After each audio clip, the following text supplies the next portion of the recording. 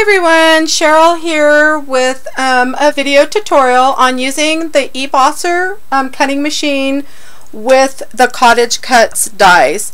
And so the way I've found that this works the best with the eBosser is using this lineup with the magnetic sheet that came with my machine. However, I do know other gals that have used the CottageCutz dies did not receive a magnetic sheet with their eBosser, and so it came with an e-sheet.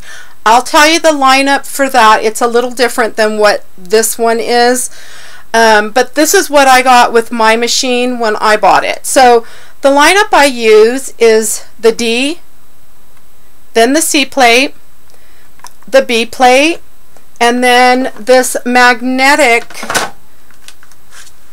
This is a magnetic sheet, and it came with my eBosser, so I didn't have to buy it separate. It's in place of the E.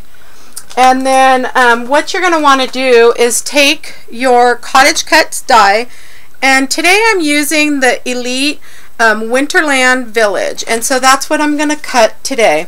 And so I placed that in the center. Oops, and I guess I should probably poke out any little pieces that I have in there. Okay, whoops. I like to just take those.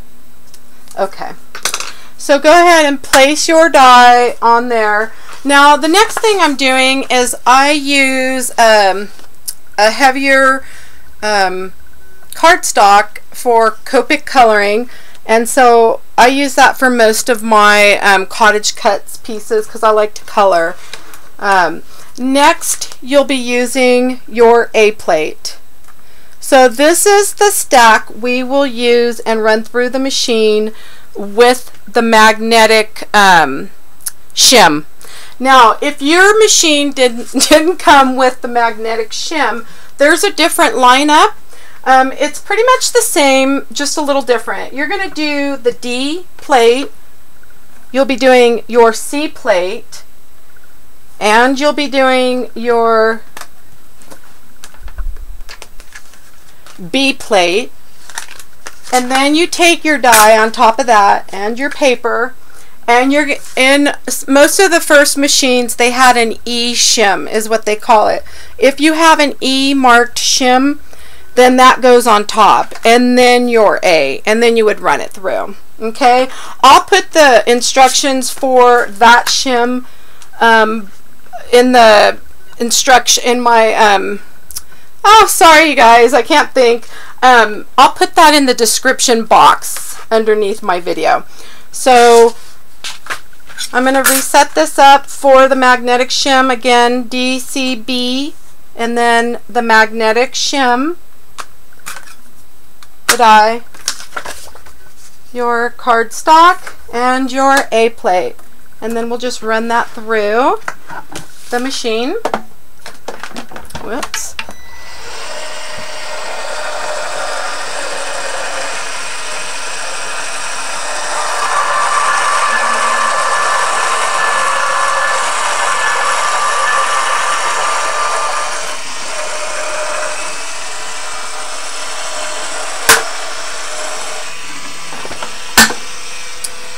And let me move that back. Usually I give that a little tap. And you'll have your piece all nicely cut. You can take a pokey, you know, one of your little tools and poke them out. Sometimes I'll just take my fingernail just behind the back and in the front and get some of the pieces. If they're smaller pieces, you'll just be able to get those to come right out. Oh. So just poke the ones that you can't. This one has some longer pieces. Super easy to use.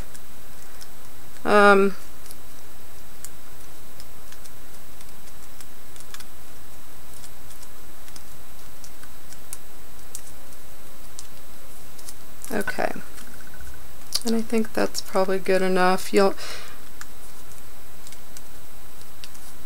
Yeah, some of them.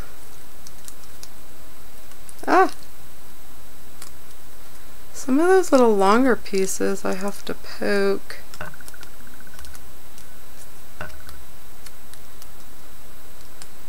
I think I got them all.